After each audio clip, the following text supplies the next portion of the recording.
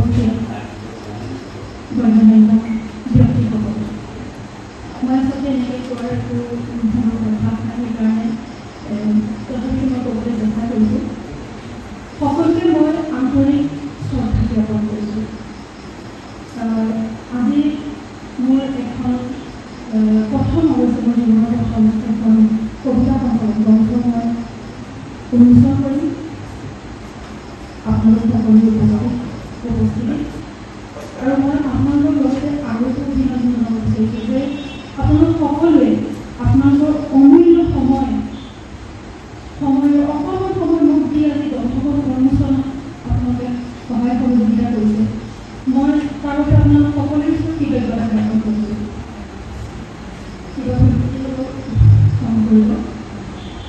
এতিয়া মই মোৰ কিতাপখনৰ বিষয়বস্তু আহিছোঁ মই কিতাপখন দুটা খণ্ডত বিভক্ত কৰিছোঁ প্ৰথম খণ্ডত 15টা কবিতা আছে আৰু এই 15টা কবিতা মই সমাজলৈ বিভিন্ন মেছেজ দিছোঁ 15টা কবিতাৰ জৰিয়তে আৰু দ্বিতীয় খণ্ডৰ প্ৰথম কবিতাটো হৈছে চম্পাৱতী জলপ্ৰপাত এই চম্পাৱতী জলপ্ৰপাতটো আচলতে নামে আৰু কিতাপখন মোৰ কবিতাটো চম্পাৱতী জলপ্ৰপাতটো কাৰ্বি পাহাৰৰ উৎপত্তি হয় কাজলী চকী ব্ৰহ্মপুত্ৰৰ কাজলী চকী বিলীন হোৱালৈকে মই গোটেই ইতিহাসটো কবিতাৰ ওপৰত মই লিখিছোঁ আৰু এই কবিতাটো আপোনালোকে পঢ়িলে গম পাব কাৰ্বি পাহাৰৰ ওপৰত উৎপত্তি হৈছে ইয়াত কি কি জুৰি বা নদী সংযোগ হৈ আহিছে মই এটা কবিতাৰ ওপৰত প্ৰয়াস কৰিছোঁ মই লগতে আৰু কেইটামান কথা কওঁ চম্পাৱতী জলপ্ৰপাতটো মানে সুন্দৰ আজি কেইবছৰমান ধৰি তাত কিছুমান মানে আমি অলপ বেলেগ ধৰণৰ পৰিৱেশ দেখিবলৈ পাওঁ তাত মাজে মাজে মই গৈ থাকোঁ কেইবছৰমানৰ পৰা মই গৈ আছোঁ আৰু গৈ যাওঁ আৰু ধৰক এই কাঁচৰ বটল প্লাষ্টিকৰ বটল বা কিছুমান অলপ মানে বেলেগ ধৰণৰ পৰিৱেশ দেখিবলৈ পাওঁ হয়তো কমিটিৰ অজ্ঞাতেই এইবিলাক চলি আছে তেনেকৈ অনুভৱ কৰিছোঁ প্ৰথম কবিতাটো আছে ফুটনি গোলাৰ ওপৰত ফুটনি নদীখন গড়মূৰৰ পৰা উপনদী এখন আচলতে কলম নদী এখন উপনদী হয় এই উপনদীখন গড়মূৰৰ পৰা উৎপত্তি হৈ পেলাই ফুটনি মুখলৈকে এই সমস্তখিনি মই অনুসন্ধান কৰি ছাৰ্ভে কৰি পেলাই মই লিখিছোঁ কিন্তু বৰ্তমান এই নদীখন এখন মৃতপ্ৰায় নদী গড়মূৰৰ পৰা আমাৰ ভেৰভেৰিলৈকে প্ৰায় মৃত আৰু ইয়াৰ মাটি বিভিন্ন সময়ত দখল কৰি একেবাৰে মৃতপ্ৰায় কৰি পেলাইছে কিন্তু আমাৰ ফুটনি গোলাৰ পৰা ফুটনি মুখলৈকে কিছু কপকাই হ'লেও জীয়াই আছে এই নদীখন যাতে এদিন বয় ৰাইজে যাতে ইয়াত সহায় সহযোগিতা কৰে আগৰ দৰে যিবিলাক মাছ ফুটি আছে সকলো যাতে থাকে আৰু এই নদীখন যাতে আগৰ দৰে ধুনীয়াকৈ বয় মই সেই মানে কথাটো ভাবিয়ে মই এখন মৰা নদী উচুপনি বুলি মই ফুটনি নদীখন আদিপুৰ অঞ্চললৈকে মই কবিতাৰ ওপৰত প্ৰতিষ্ঠা কৰিছোঁ তাৰপিছত মই কলমখনৰ বিষয়ে লিখিছোঁ আমাৰ নগাঁও কলমখনত এতিয়া এনেকুৱা হৈছে আমাৰতো আমলাপতিৰ ওচৰত বা গাৰ্লছ কলেজৰ যিখিনি চাফা হৈছে বাকীবিলাক একো মানে অৱস্থাই নাই আৰু যিবিলাক ঘাট বনাইছে আমাৰ শিৱমন্দিৰ ওচৰত সেই ঘাটৰ ওচৰত পলিথিনৰ সোণাৰ পৰা আদি কৰি সকলোবিলাক পৰি থাকে লেতেৰা হৈ থাকে আৰু বিশেষকৈ নদীখনত মই এটা কথা লক্ষ্য কৰিছোঁ মই নিচা মুখলৈকে মই ছাৰ্ভে কৰিছোঁ প্ৰতি 10 কিলোমিটাৰ 7-8খন জালুৱাই জাল পাই থাকে গতিকে তাত কলমত কিমান মাছ পুঠি আছে সেয়াও বহুত উল্লেখজনক গতিকে মই এটা মেছেজ কৰিছোঁ যাতে এইবোৰ কিছুমান যিবোৰ লেতেৰা হৈ আছে বা ইমান জাল পোৱা এইবোৰ যাতে বন্ধ হয় আৰু যদি চৰকাৰী কিবা নিয়ম আছে জাল মাৰি থকা সেইটো মই নাজানো বাৰু মই সেইটো কলমখনৰ পৰা লিখিছোঁ তাৰপিছত লিখিছোঁ মই প্ৰথম খণ্ডতে কুকুৰবোৰ গাঁৱৰ কুকুৰবোৰ লৈ গৈছোঁ এই যে আমাৰ গাঁৱৰ কুকুৰবোৰ এসময়ত আমাৰ পহৰাকাৰী কাম কৰিছিলে আৰু বৰ্তমান এই গাঁৱত কুকুৰবোৰ আমাৰ ওচৰ চুবুৰীয়া ৰাজ্যত কিবা যদি ফেষ্টিভেল হয় এটা চালৰ পটককৈ কুকুৰবোৰ নাইকিয়া হৈ যায় আৰু এই কুকুৰবোৰ যেতিয়া নাইকিয়া হয় মই লিখিছোঁ বিভিন্নভাৱে এজন মানুহৰ নৰমণিশ্বৰ কেইটামান মুনাফাৰ আশাত এই কুকুৰবোৰ আমাৰ নাইকিয়া হৈ যায় গতিকে গাঁৱৰ যদি কোনোবা আমাৰ অজ্ঞাতে কোনোবা জড়িত আছে যে বাহিৰৰ মানুহে কিন্তু ঘপককৈ এই কুকুৰবোৰ নাইকিয়া কৰিব নোৱাৰে এনেকৈ বহুত কুকুৰ নাইকিয়া হৈ গৈছে কিন্তু এই কুকুৰবোৰৰ আমাৰ প্ৰয়োজন কাৰণ এইবিলাক পহৰাদাৰী কুকুৰ এই কুকুৰবোৰ নাইকিয়া হৈ গৈছে মই সেই কথাটো কবিতাৰ ওপৰত অংকন কৰিছোঁ আৰু বাকীখিনি আপোনালোকে পঢ়িলে গম পাব নমস্কাৰ আজি পাহাৰী জলকন্যা সম্প্ৰদায়িক অংশগ্ৰহণী সভাত উপস্থিত সমূহ গণ্যমান্য ব্যক্তিলৈ মই মোৰ আন্তৰিক নমস্কাৰ জ্ঞাপন কৰিছোঁ মোক জাষ্ট 20 মিনিটমান আগতে আমাৰ সন্মানীয় গীতাদিত্য ছাৰে মোলৈ ফোন কৰিলে মোক ক'লে কেতিয়া ক'ত আছ মই বোলো কি অফিচতে আছোঁ তেওঁ একচুৱেলি চিফ ছেক্ৰেটাৰী ছাৰৰ লগত এখন মিটিঙত ব্যস্ত থাকিব লগা হৈছে তেওঁ আজি অনুষ্ঠানটিত উপস্থিত থাকিব নোৱাৰিলে তেওঁ তাৰ বাবে দুখ প্ৰকাশ কৰিছে আৰু মোক বিশেষভাৱে জনাইছে যে তেওঁ এটা ফোন লগাই দিব দিছে তেখেতে ফোনতে তেখেতৰ যিখিনি ক'বলগীয়া আছে সেইখিনি তেখেতে ব্যক্ত কৰিব মই প্ৰথমতে ছাৰলৈ ফোনটো লগাই ল'বলৈ বিচাৰিছোঁ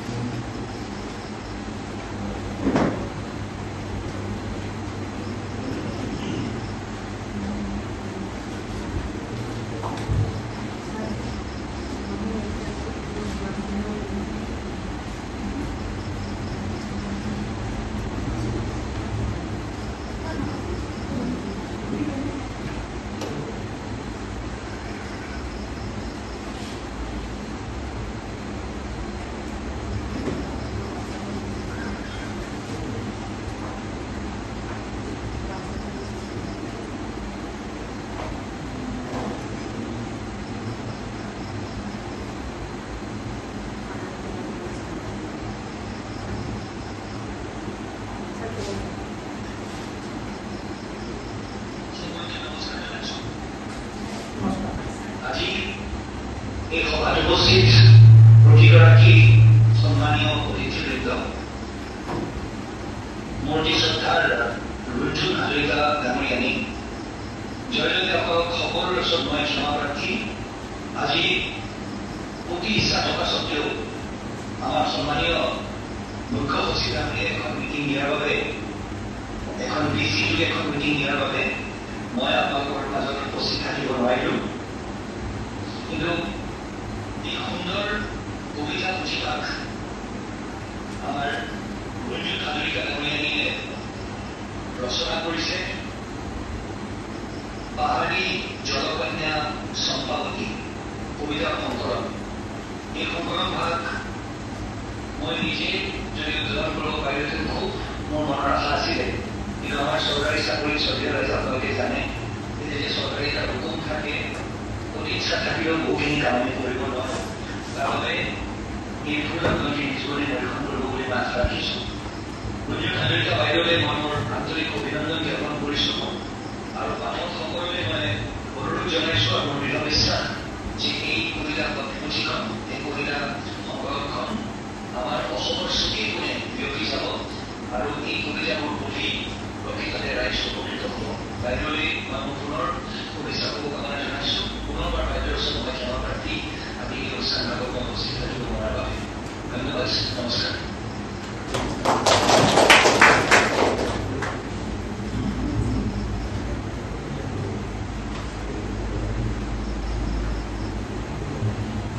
মই মোৰ ফালৰ পৰা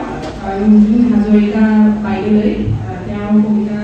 সংকলনৰ বাবে শুভেচ্ছা জ্ঞাপন কৰিছোঁ আৰু আশা কৰিছোঁ সমূহ ৰাইজ তথা পাঠকসকলে আন্তৰিকতাৰে এই কবিতা সংকলনটি আঁকোৱালি ল'ব বুলি আৰু তাকেই মই মোৰ চমু বছৰ সামৰি মাৰিছোঁ ধন্যবাদ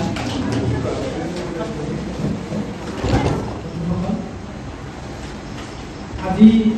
আমাৰ ব্ৰহ্মপুৰৰ কাৰণে সৌভাগ্যৰ দিন আমাৰ ব্ৰহ্মপুৰে জয় ব্ৰহ্মপুৰ শহীদ স্মৃতি উচ্চ মাধ্যমিক বিদ্যালয় ইয়াতে তেওঁ মেট্ৰিক পৰীক্ষা দি ব্ৰহ্মপুৰ হায়াৰ ছেকেণ্ডেৰীৰ পৰা মুখামুখি উত্তীৰ্ণ হয় পিছত তেওঁ উচ্চ শিক্ষা গ্ৰহণ কৰাৰ পিছত ব্ৰহ্মপুৰৰ বিষয়ে লিখাৰ নামলাভ কৰিছিল। মোৰ এই মুহূৰ্তত আপোনালোকক জানিবলৈ মই সুখী হৈছোঁ যে এবাৰ তেখেতে ব্ৰহ্মপুৰ উচ্চতৰ মাধ্যমিক বিদ্যালয়লৈ গৈ মোক লগ পাইছিলে। কৈছিলে ছাৰ, ব্ৰহ্মপুৰৰ এটা অতি গৌৰৱময় ইতিহাস আছে, কিন্তু ইয়াৰ বিষয়ে বৰ বেছি চৰ্চা হোৱা নাই। গতিকে আপুনি যিখিনি জানে মোক কওকচোন। মই এতিয়া কৈছিলোঁ যে ব্ৰহ্মপুৰৰ বুৰঞ্জীত এটা গৌৰৱোজ্জ্বল ইতিহাস আছে। 4গৰাকী শ্বহীদ হৈছিলে আৰু আমি 1946 চনত জ্যোতিপ্ৰসাদ আগৰৱালাৰ শতবাৰ্ষিকী উদযাপন কৰোঁতে সেই সম্পৰ্কত এখন স্মৃতিগ্ৰন্থ গাইছিলোঁ, ব্ৰহ্মপুৰ জ্যোতি স্মৃতি আৰু ব্ৰহ্মপুৰ। সেই গ্ৰন্থখনতে আমি এটা বিভিন্ন বিষয়ে ব্ৰহ্মপুৰৰ বিষয়ে লিখিছোঁ আৰু মোৰ বাবে এটা প্ৰবন্ধ আছে, তুমি চাবা। তেখেতক মই মোৰ সেই গ্ৰন্থখন স্মৃতিগ্ৰন্থ দিছিলোঁ লগে লগে। তাৰপিছত তেখেতে কিন্তু ইমান বেছি অধ্যয়ন কৰিছে ব্ৰহ্মপুৰৰ বিষয়ে, ব্ৰহ্মপুৰৰ দাঁতিকাষৰীয়া চাপামেলা, কুন্দলী, কামপুৰ, যিবিলাক ঐতিহাসিক ঠাই আছে, ইমান বেছি অধ্যয়ন কৰিছে। আমাৰ স্থানীয় নদ নদীবিলাকৰ বিষয়ে ইমান তেওঁ গৱেষণাধৰ্মী অধ্যয়ন কৰিছে যে দ্বিতীয়বাৰ আকৌ মোক লগ পাইছে প্ৰায় 10 বছৰৰ পিছত। যিখিনি কথা মোক মোৰ আগত ব্যক্ত কৰিছে মই নিজে আচৰিত। তেওঁ বুৰঞ্জীৰ বিষয়ত তেওঁ মাষ্টাৰ ডিগ্ৰী কৰা নাই বা ভূগোল বিষয়তো তেওঁ মাষ্টাৰ ডিগ্ৰী কৰা নাই। তৎকাছত এই দুইটা বিষয়ত তেখেতে ইমান গভীৰভাৱে অধ্যয়ন কৰি অকল ব্ৰহ্মপুৰৰ নহয়, গোটেই নগাঁও জিলাখনৰে ঐতিহাসিক আৰু জিঅ'গ্ৰাফিকেল যি অধ্যয়ন কৰিছে তাৰ তেখেতে ইতিমধ্যে গ্ৰন্থ প্ৰকাশৰ দিশে গৈ আছে। তাৰ মাজতে বিশেষকৈ মোক যেতিয়া নিমন্ত্ৰণ কৈছে ছাৰ, মই এতিয়া সত্য হৈছে আমাৰ কটনী নদীখনক কেন্দ্ৰ কৰি কেইটামান কবিতা লিখিছোঁ আৰু মোৰ আন আন কবিতা সংলগ্ন কৰি এখন গ্ৰন্থ প্ৰকাশ উলিয়াইছোঁ আৰু সেইখন উন্মোচন কৰা হ'ব। আপুনি মই নিশ্চয় যাব। ব্ৰহ্মপুৰ এনেকুৱা মহান কাম হৈছে, গতিকে নিশ্চয় যাম। ঘৰতে আহিছোঁ, ভাল লাগিছে। আৰু আমাৰ ইয়াত যে ব্ৰহ্মপুৰৰ সুধীৰ ব্যক্তিসকল সমবেত হৈ আমি নতুন সজাগতাত আমি অকণমান উৎসাহ যোগাব পাৰিছোঁ। সকলোৱে তেওঁক আমি প্ৰেৰণা দিবলৈ আহিছোঁ। গতিকে আপোনালোকৰ এই আশীৰ্বাদ প্ৰেৰণা তেওঁক আৰু অধিক অধ্যয়ন প্ৰকাশ কৰি দিব বুলি মই আশা কৰিছোঁ। আৰু এই গ্ৰন্থখনে সকলোৱে সমানৰ পাওক। কবিতাখিনি যিহেতু কবিতা পঢ়িবলৈ পোৱা নাই, গতিকে ইয়াৰ ওপৰত মই একো মন্তব্য নিদিওঁ। কিন্তু আপোনালোকৰ যদি ইয়াক গভীৰভাৱে অধ্যয়ন কৰি, আৰু যিহেতু তেওঁ লিখিতা, গতিকে নিশ্চয় ইয়াত ক'ৰবাত যদি থাকি যাবও পাৰে, তেওঁ আপোনালোকে আগুৱাই দিব। আৰু তেওঁৰ উজ্জ্বল ভৱিষ্যত কামনা কৰি মই তেওঁলৈ কৃতজ্ঞতা যাচি সকলোকে মোৰ আন্তৰিক অভিনন্দন জনাই মোৰ এই চমু বক্তব্য ইমানতে সামৰণি মাৰিছোঁ। ধন্যবাদ। মই আন্তৰিক শ্ৰদ্ধা নিবেদন কৰিছোঁ। আজি এই কবিতাত অংকনৰ যিগৰাকী মোৰ ভগ্নী ৰঞ্জন হাজৰিকাৰ যি কবিতা আজি প্ৰতিখন অনুষ্ঠান কৰিছে, এই কবিতাখন অনুষ্ঠান কৰাৰ বাবে তেখেতৰ যিটো আগ্ৰহতা হৈছে, তেখেতক মই আন্তৰিক শ্ৰদ্ধা নিবেদন কৰিছোঁ। আৰু নৱপ্ৰজন্মই তেওঁ এটা আদৰ্শ দেখুৱাই গ'ল যে মানুহে নোৱাৰা কাম একো নাই, সকলোৱে একাগ্ৰতাৰ প্ৰয়োজন, আৰু সেই প্ৰয়োজন হ'লে মানুহে কোনো কবিতা বা প্ৰবন্ধ লিখা সহায় হ'ব। গতিকে মই তেখেতক শ্ৰদ্ধা নিবেদন কৰি মই মোৰ বক্তব্য ইমানতে সামৰণি মাৰিছোঁ।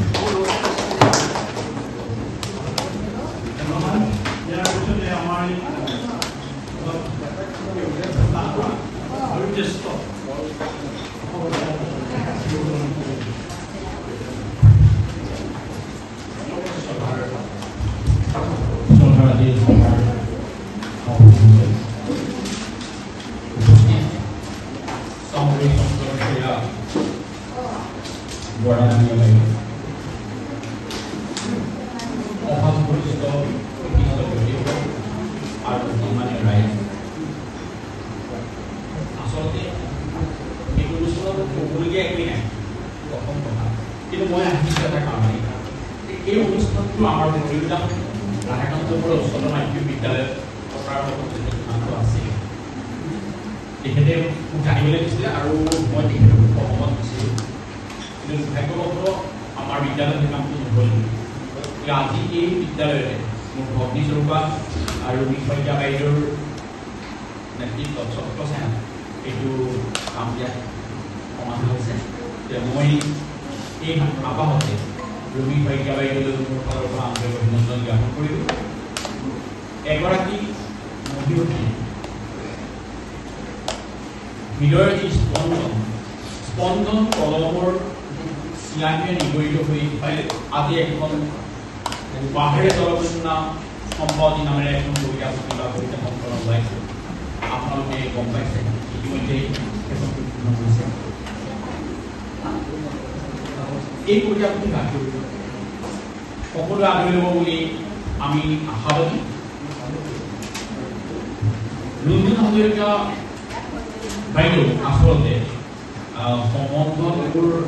এফালৰ গৰু হয় এফালৰ ভণ্টি হয় তেখেত অসমৰ জীয়াৰী মোৰ ঘৰ হাতীগাঁও মোৰ গাঁৱৰ ঠিক নিকটৱৰ্তী গাঁও বৰাচুকত তেখেতৰ বিয়া হৈছিল আৰু যিজন লোকলৈ বিয়া হৈছে সেইজন মোতকৈ আগত সেই সম্বন্ধত তেখেত মোৰ বৌ কি নহওক এই যিটো সাহসিক পদক্ষেপ তেখেতৰ আমি দেখিছোঁ মোৰ ওচৰত যেতিয়া গৈছে তেখেতে মাতিবলৈ পৰহিদিনাখন সন্ধিয়া প্ৰায় 7টা 8টালৈ গৈছে স্কুটি মই আচৰিত পাইছোঁ মোৰ আপুনি এতিয়া আকৌ দেখিছে নাই মই পাৰুল মোৰ স্কুটি লৈ আহিছে স্কুটি প্ৰথম দিনাখন মোৰ লগত গৈছে মই এজন ছাত্ৰ পঢ়া গুৰুৱাহতি তেতিয়া দিনতে গৈছিলে তেতিয়া কিন্তু দিনত যাওঁতে দুজন গৈছে ৰাতিও অকলে গৈছে মইতো আচৰিত মানিছোঁ ইমান সাহস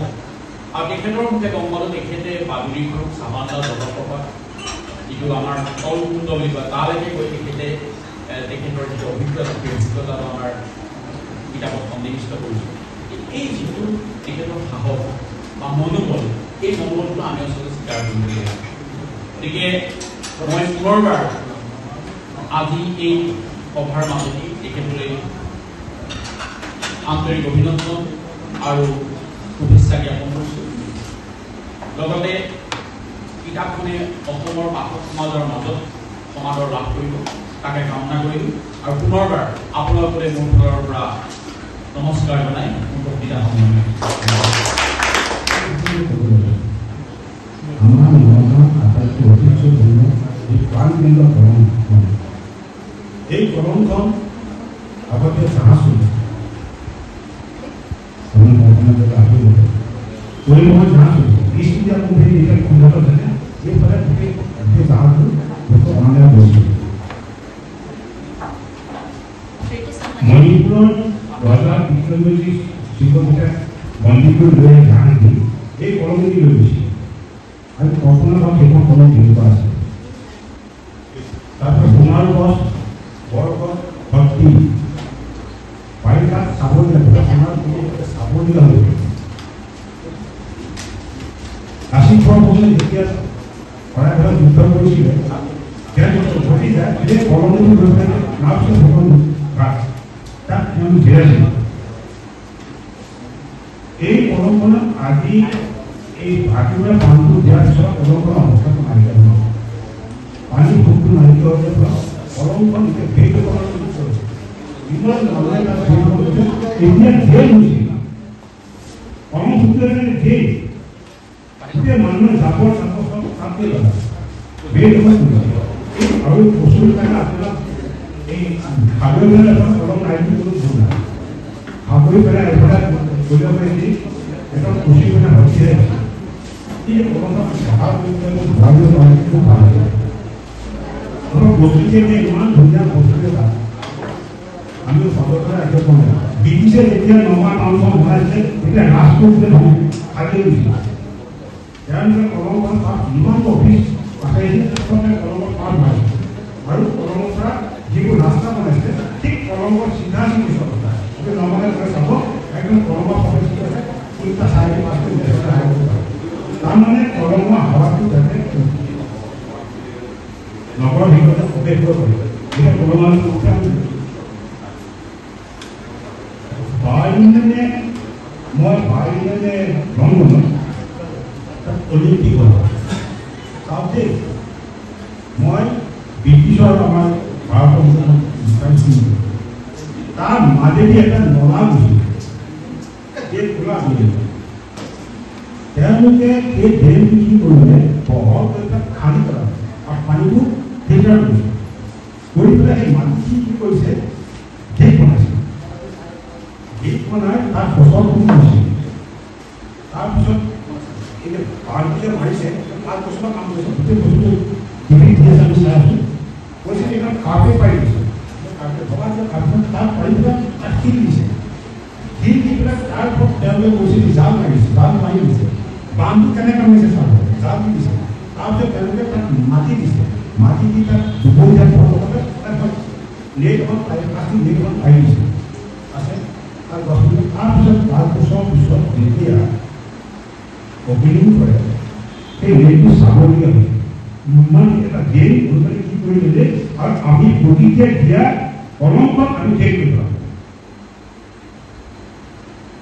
এতিয়া মই বাইদেউ এটা কথা কৈছোঁ কলমখন কিবা এটা কৰিব পাৰিলে ভাল পাওঁ আৰু যি খানি কলমখন খানা কথা আছে যিটো খানিলে তাকো মানে বল চৌকাতে চলিব কলমখনটো খানিব লাগিব বিশেষ কিবা এটা হ'ব বিজ্ঞান যাতে আমাৰ হেৰি হৈছে পালোঁ যে ব্ৰহ্মপুত্ৰ খালী হওক কলমেদি মাথাৰে কলম ভৰাই দিব জাহাজ কৰি পাম জল পৰিবহণ কৰিব নগাঁও জল ষ্টেচনৰ পৰা শিক্ষালয় এইবোৰ মানে মানুহ কলমেদি যাব পাৰিব গুৱাহাটী এইবোৰ মানে তেনেকুৱা মানে এতিয়া আচৰিত কংগ্ৰেছৰ কিবা কৰিব 30 কোটি টকা এটা কলম খান্দি মনটো ভাল লাগি গৈছে নাই যিখন কলম আমি গা দিছোঁ কৰোঁ পাইছোঁ আপুনি নালাগে আপুনি মৰিগাঁও যাব মৰিগাঁও প্ৰভাৱ চাব এইখন কলম এইখিনি কলম মহাত্মা গাঁৱৰ বুলি মহাত্মা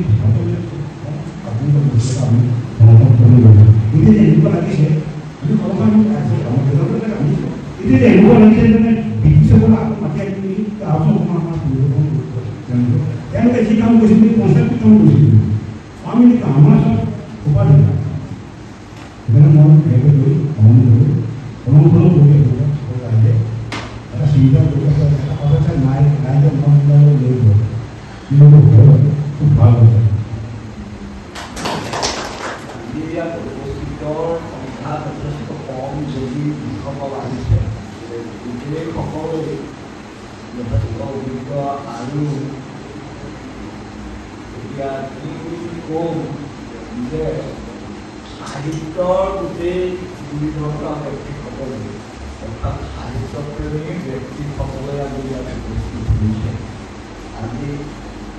কবিতা এখন উন্মোচিত হৈছে আজি কথা ৰুণুল হাজৰিকা আমাৰ বহনপুৰৰ জীৱনী আৰু এষাৰ অকণমান যদি গহমত চাবলৈ যাওঁ সৌৱা ফুলৰিকা ভাটিগাঁৱৰ বোৱাৰী ব্ৰহ্মপুত্ৰ হাজৰিকাৰ এখন কথা মই ব্ৰহ্মপুৰ আমাৰ ইয়াত স্কুলবিলাক কথা ক'লে আমি ইয়াৰ পৰা আনকি গোবৰগাঁও 300মান নিচিনা মানুহৰ ছোৱালীবিলাকে গোটাই গৈ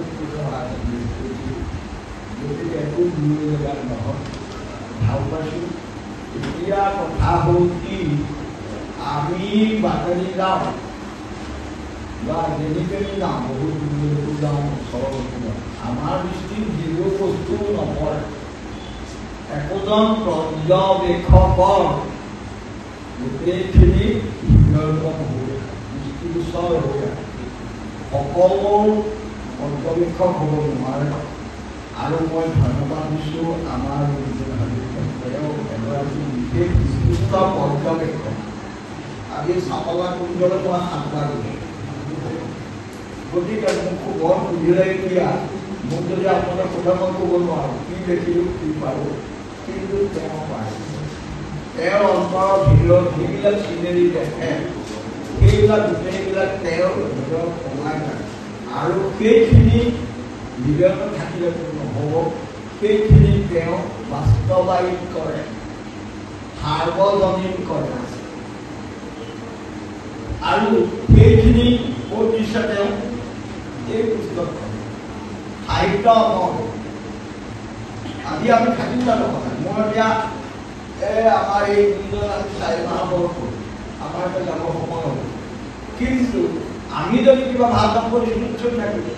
আজি এতিয়া ব্ৰহ্মপুত্ৰত নাটক কৰি আছিলে এতিয়া একেবাৰে সময় নাজানিছোঁ আৰু সত্ৰবোৰক অভিজ্ঞান বহুতে কৰিছিলোঁ। কিয় কৰ্মহে ধৰ্ম বুলি সেইকাৰণে কৰে আৰু জীয়াই থাকে। আমাৰ উপৰিপুৰুষসকল বহুত কবি সাহিত্যিকসকল আছে জানো না, কালি পৰহিলৈকে বিহু হোৱা লোক আছে, কিন্তু এতিয়া কি হৈছে আপোনালোকে জানে মই বহল কথা ক'ব নাজানো। দীঘল সভা এতিয়া তাই নহওক, আজি এই জীয়াৰী তথা বোৱাৰীগৰাকীয়ে যিটো মনস্কামনা লৈ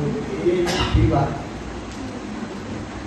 ৰচনা কৰিছে, আজি আমাৰ বিভিন্ন ব্যক্তিসকলক আজি ইয়াত আমি উন্মোচিত কৰিছে, এইবিলাক যথেষ্ট মই আনন্দিত হৈছোঁ আৰু তেওঁকো ধন্যবাদ জনাইছোঁ। এডেও দুডেও দোকানো আছে, গতিকে এডেও দুডেও আগবাঢ়িব। এতিয়া তেওঁ প্ৰথম পদক্ষেপ এয়া, কিন্তু আমি আশীৰ্বাদ দিছোঁ ৰাইজে বা আমি ব্যক্তিগত নহওঁ, তেওঁ যাতে গুণামৰ্জন কৰিব পাৰে। ব্ৰহ্মপুত্ৰত তেওঁ নাছিলে তেওঁ আৰু তেওঁ কৈছে ইয়াত নিজৰ সন্তান হৈ আছে, গতিকে আমি অন্তৰ আন্তৰিকতাৰ আশীৰ্বাদ জনাই বক্তব্য ইমানতে সামৰণি মাৰিছোঁ।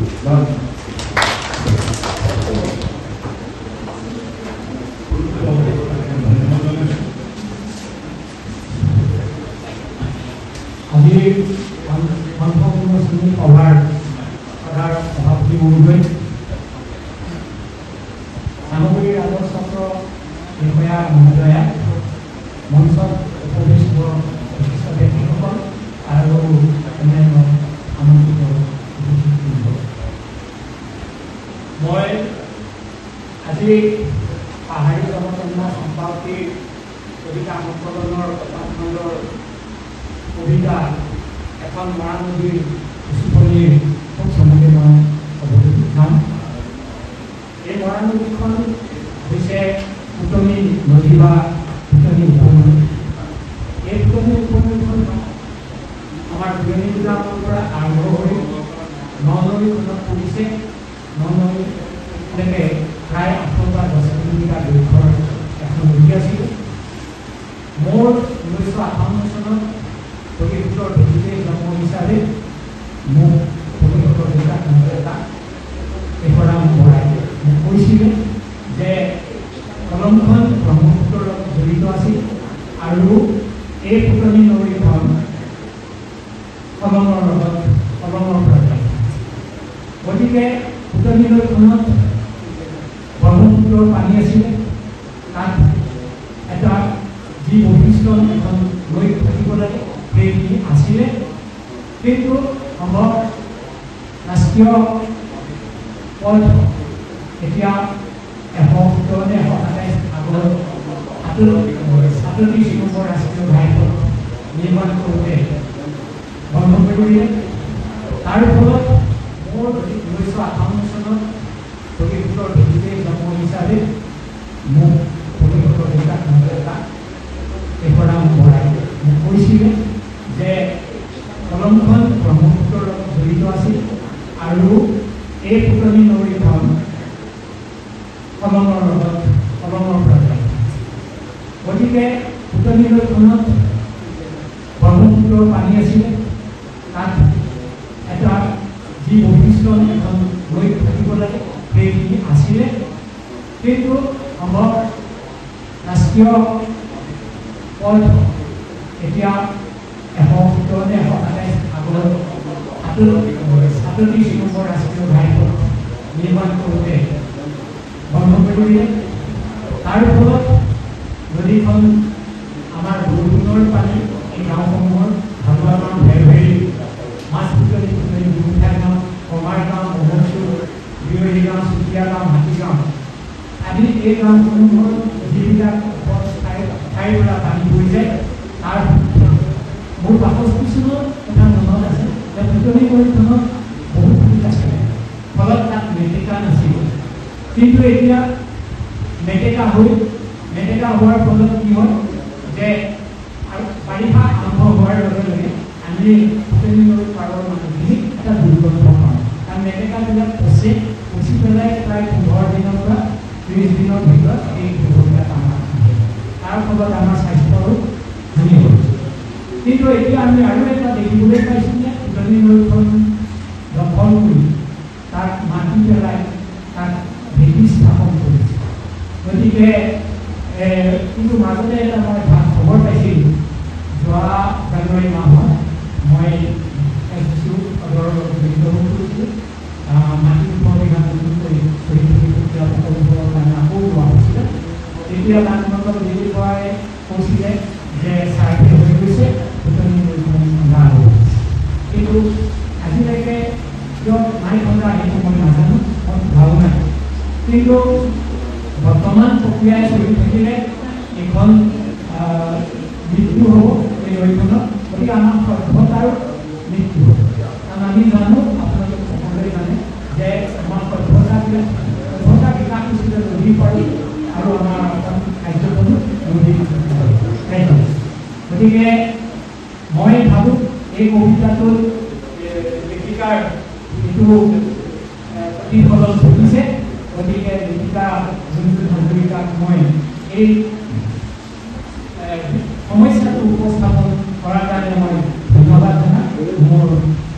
আজি শুভ ভাষণ সামৰি কিতাপখন মই মুকলি কৰিলে এটা মোৰ মনত কলম এখন য'ত মোৰ কলমটো দূৰলৈ গৈছোঁ এই কলম জনাইছোঁ কলম আকৌ মই কৰিবৰ কাৰণে চেষ্টা জনাই আছে আৰু দ্বিতীয়তে যে এটা গল্প দেখিলোঁ যে আমাৰ এটা প্ৰবাদ আছে যে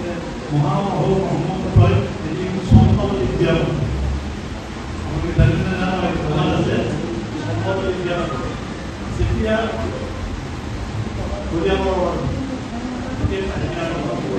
ভাঙিছিল যেতিয়া ৰাইজৰ মুখ্য হৈছিল এইবাৰ আৰু নয়া ৰাইজ আৰু কলিয়াবৰ ৰাইজৰ ফল নাই কাৰণ সেই ভাঙি আহি ইয়াৰ সম্পত্তি দিয়া হয় সেই সম্পত্তি আমাৰ জড়ি এই সম্পত্তি প্ৰভাৱ আছে গতিকে আৰু মই দেখিছোঁ যে কিতাপখন আমাৰ সকলোৱে বিভিন্ন হ'ব আৰু লিখক আৰু কিতাপ আছে কবিতা আৰু কিতাপ দুটা বেলেগ ছন্দহীন ছন্দমূল কিন্তু আজি যে আন্তৰ্জাতিক কবিতাৰ সৃষ্টি হৈছে সেই কবিতাৰ সৃষ্টি এটা বস্তু দিছে আপোনাৰ অনুপ্ৰেৰণা আৰু শক্তিবাদ আপুনি এজন লিখকে যদি কিবা তাত এটা ৱৰ্ড ভৰাইছে ৱৰ্ডটো ভাবিবৰ কাৰণে আৰু বিশেষকৈ কিহৰ কাৰণে কৰিছে আপুনি ভাবিব লাগিব ভাৱৰ প্ৰেৰণাহে জন্ম দিছে আমি পাওঁ যে বহুত মানুহ বহুত ডাঙৰ ক্ষেত্ৰতে কবিতাবোৰ লিখিছে কিন্তু আপুনি পঢ়ি থাকক আপোনাৰ ভাবি থাকক যে কবিতাটো কি লিখিছে তাৰ উদ্দেশ্য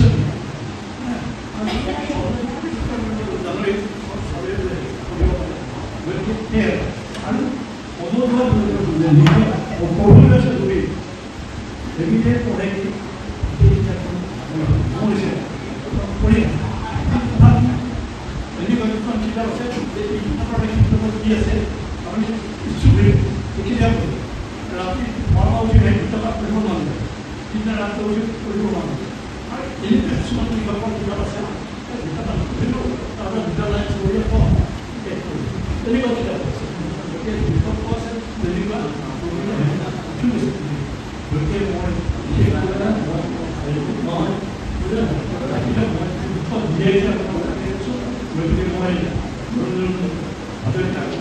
আন্তৰিক অভিনন্দন জনাইছোঁ আৰু ভগৱানৰ ওচৰত প্ৰাৰ্থনা জনাইছোঁ তেখেতৰ কলম আগবাঢ়ি গৈ থাকে আৰু আমাৰ ইয়াতে সকলোকে ধন্যবাদ জনাই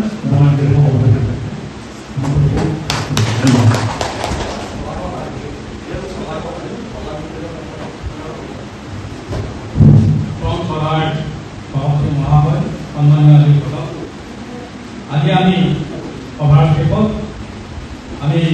পলাতক প্ৰায় আগবঢ়াব বিচাৰিছোঁ। এই বহমপুৰ শহীদ স্মৃতি আদৰ্শ উচ্চ মাধ্যমিক বালিকা বিদ্যালয়ৰ প্ৰধান শিক্ষয়িত্ৰী আমাৰ মিছৰীয়া বাইদেৱে আজি সভাত পলাতক প্ৰায় আগবঢ়াব। ধন্যবাদ।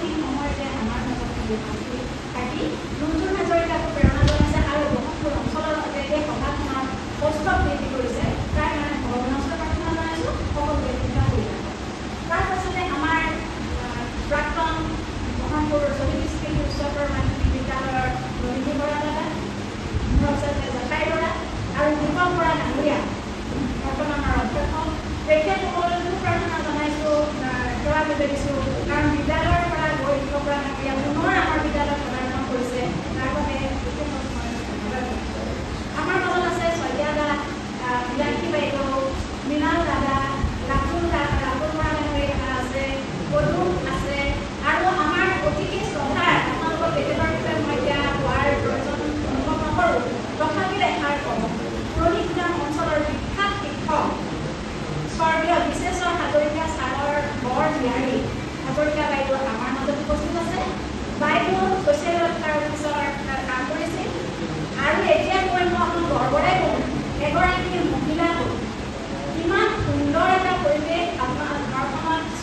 কৰিছে তেখেতৰ বেটেৰীৰ পৰা আদি কৰি কোঠাই নিমন্ত্ৰণৰ বাহিৰে বাইদেৱে উপস্থিত ইমান ব্যস্ত কৰি এটা জীৱন বাইদেৱে যাপন কৰি আছে তাৰ মাজতে আমাৰ বিদ্যালয়খনত পদাৰ্পণ কৰিছে বিদ্যালয়খনত সহায় প্ৰকোষ্ঠ বৃদ্ধি কৰিছে বাইদেউ আৰু আমাৰ ইয়াত বাইদেউসকল আছে গতিকে এই সকলোকে এখন শ্ৰদ্ধা জনাই আজি এই কলাকৰ অনুষ্ঠানটোৰ জৰিয়তে আপোনালোকৰ চৰণত মই মানৱ পুৰুষৰ দিহাৰে মই মোৰ